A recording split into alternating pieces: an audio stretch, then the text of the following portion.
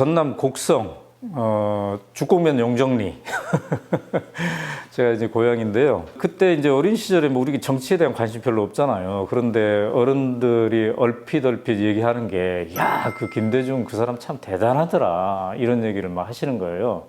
특히 이제 저희 아버지가 이제 서울에 가끔 왔다 갔다 하시는 분이었는데, 내가 김대중 연설을 어디서 들어봤는데, 야, 정말로 막 힘이 세고 내용이 알차고, 야, 인물은 인물이야, 막 그런 말씀을 하시는 거예요.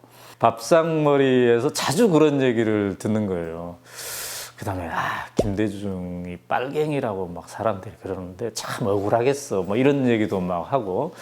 그러니까 초, 중, 고등학교 시절에 저에게 김대중은 그렇게 그냥 어른들이 동네에서 하시는 말씀 통해서, 그런 인물이 있구나, 뭐 이 정도만 생각했죠.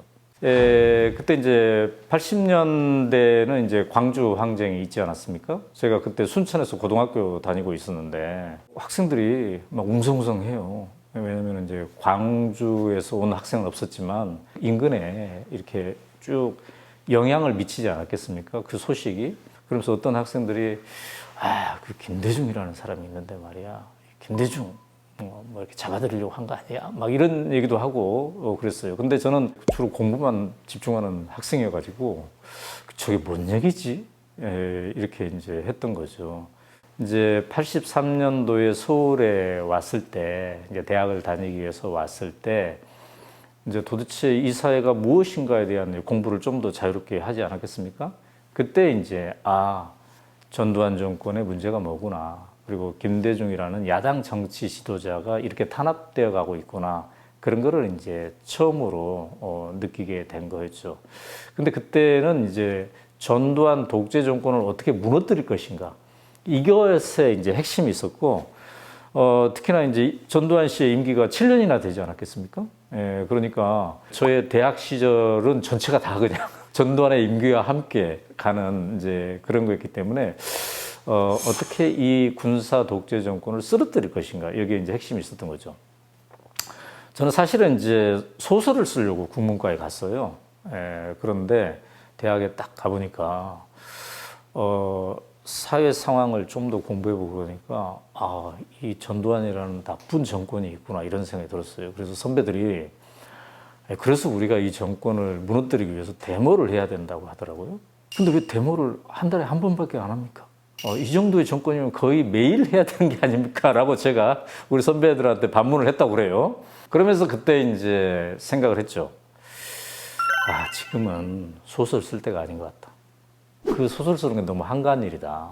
소설은 왠지 사실을 바탕으로 한 거지만 허구적 현실을 만들어내서 지어서 만드는 게 이제 소설이라고 하잖아요.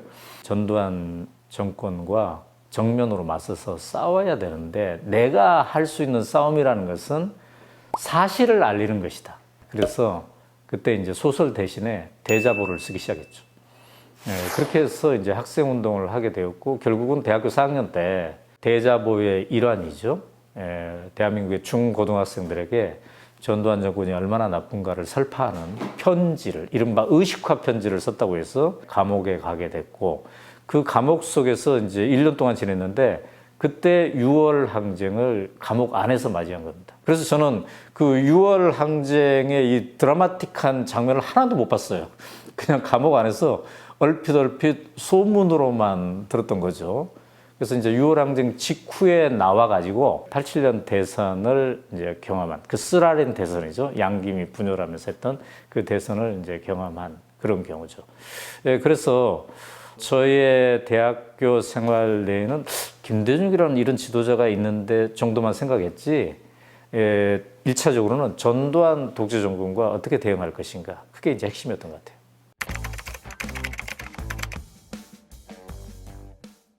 대학교 때죠. 대학교 1학년 때죠. 그러니까 그게 진짜 많은 대학생들에게 이제 충격을 준 것이었죠. 우리가 모르는 세계가 이렇게 있었구나. 이제 광주 하면 우리가 폭도라는 것으로만 막 인식이 되고 있지 않았습니까? 근데 그거를 통해서, 정말 이렇게 이게 민주화 운동의 일환이었구나. 그 가운데 김대중이라는 정치적 지도자에 대한 상징이 함께 또 있었구나. 이런 것들을 이제 인식하게 된 계기가 된 거죠. 저는 상당히 억울해요. 왜냐면 제가 86년 여름에 감옥에 갔거든요.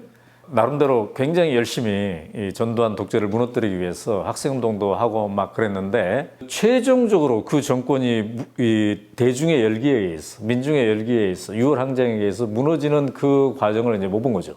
사실 이거를 본 사람과 못 본 사람은 엄청난 차이가 있습니다. 넥타이 부대들이 막 열렬하게 지지하고 이런 걸 본 사람들은 역사에 대한 낙관을 더 감지하고 있을 것 같아요. 제가 이제 학창 시절을 되돌아보면 상처가 있는데, 그 상처의 핵심이 뭐냐면 늘 전두환 정권에 의해서, 보수 언론에 의해서 극소수 좌경분자라는 얘기를 들었어요. 우리는 극소수에 불과하다. 좌경 극소수 분자들에 불과하다. 이게 굉장히 큰 상처거든요. 우리에게 낙인을 그렇게 찍혀요. 근데 6월 항쟁이라는 건 뭡니까? 아, 극소수가 아니구나. 수많은 대중이 이 열기에 함께 참여하고 있구나. 이 굉장히 그 승리를 만끽하는 그 장면이잖아요. 그 장면을 못 본 게 참으로 안타까운데, 그러나 이제 전해 듣고 나중에 언론을 통해서 보면서, 그래, 민중의 힘이라는 것이 이런 것이지. 그래서 저는 6월 항쟁을 보면은 굉장히 그 통쾌해요. 우리가 극소수가 아니라 민중의 바다에 함께 있었던 그런 사람들이다라는 걸 이제 확인한 그런 것이니까요. 사실 이제 제가 이제 대학교 막 83년도에 우리 동네에서 서울로 대학 가기 위해서 처음으로, 우리 동네가 50가구밖에 안 되니까 첫 인물이에요, 첫 인물. 근데 동네 여기에 붙어 있는 게 뭐냐면 내무부인가 어딘가에서 보내준 그런 게 편말이 있어요.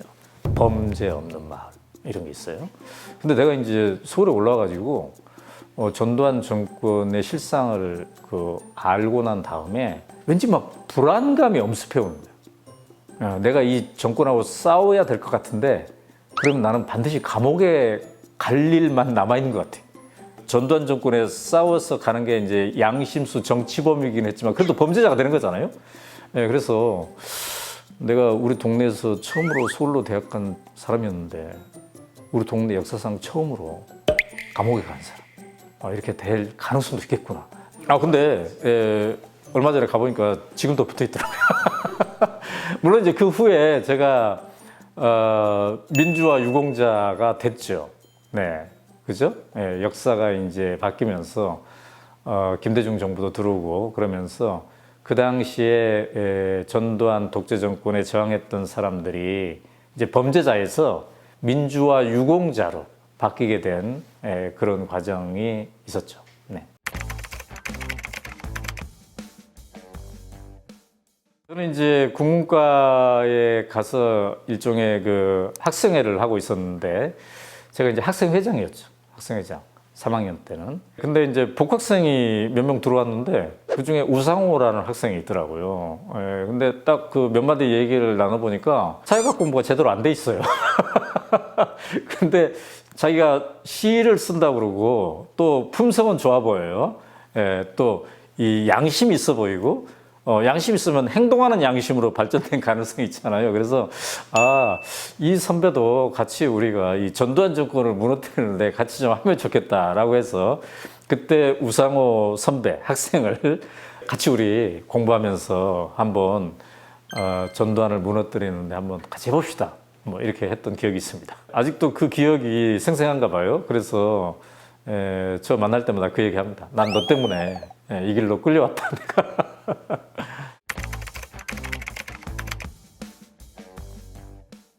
그때 이제 드디어 직선제가 됐구나. 이래서 이제 그러면은 전두환 독재는 무너지는 것이고, 김영삼 씨나 김대중 씨 중에서 누군가가 대통령이 되는구나 라는 생각을 했죠. 근데 우리는 그때 정치권에 대한 이해가 굉장히 부족했던 것 같아요. 되게 순진했던 것 같아요. 또 이제 학생 막 직후였으니까, 그죠? 그래서 대중들이 단일화를 요구하면 되겠지. 염원이 이렇게 많은데 되지 않겠어? 이런 생각을 이제 가졌던 것 같아요. 근데 정치권에 좀 밝은 사람들은 그때 아니, 안 될 거야. 서로 얼마나 경쟁심이 강한데, 그리고 서로 욕심이 얼마나 강한데 안 될 거야 라고 하더라고요. 근데 저는 좀 믿는 편이었어요. 많은 분들이 단일화 압력을 가할 것이고, 그 다음에 이 시대 정신이 무엇인가를 그분들이 알 텐데 될 것이다 라고 생각을 했죠. 근데 결국 안 되더군요. 그럼에도 불구하고 많은 분들이 그때는 이제 여론조사라든지 이런 것들이 제대로 안 됐던 것 같아요. 그래서 막 희망적인 얘기만 계속 주변에서 하는 거예요. 비록 단일화가 안 돼도 김대중이 될 것이다. 근데 이제 결과는 그러지 못했죠. 그때 많은 사람들이 받았던 상처의 크기가 정말 대단했던 것 같아요. 이렇게 우리가 전두환 정권을 무너뜨리고 직선제를 쟁취해서 이렇게 했는데 이 분열로 이게 좌절한다는 게 이게 말이 되는가라고 해서 그때 이제 현실 정치인에 대해서 많은 생각을 하게 되었고, 김대중 그러면 그냥 존경하는 인물 김대중에서 현실 정치인 중에 한 명, 큰 틀을 보지 못하는구나 이분도. 정치인이라는 게 내가 아니면 안 되라는 이 욕심에서 벗어날 수가 없는 거구나. 이런 안타까움도 동시에 가졌던 그런 기억이 있습니다.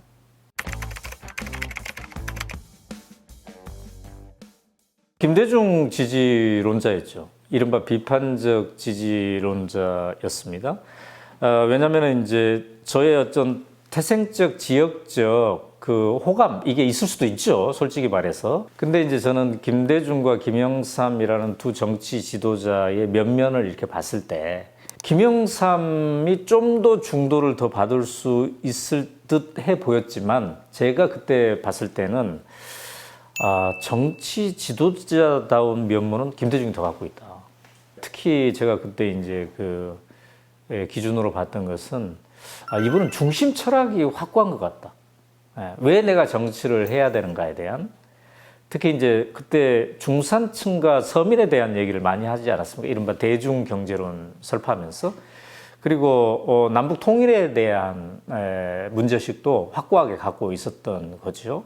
말씀하시는 것들을 보면은 뭔가 철학이 있다. 이제 김영삼의 연설을 들으면 내가 해야 된다라는 것이 집중되어 있지만 이분은 내가 왜 해야 되는지에 대한 철학이 정리되어 있다. 이 정도면 우리가 좀 존경할 만한 대통령이 되지 않을까? 이런 생각을 해봤던 거죠.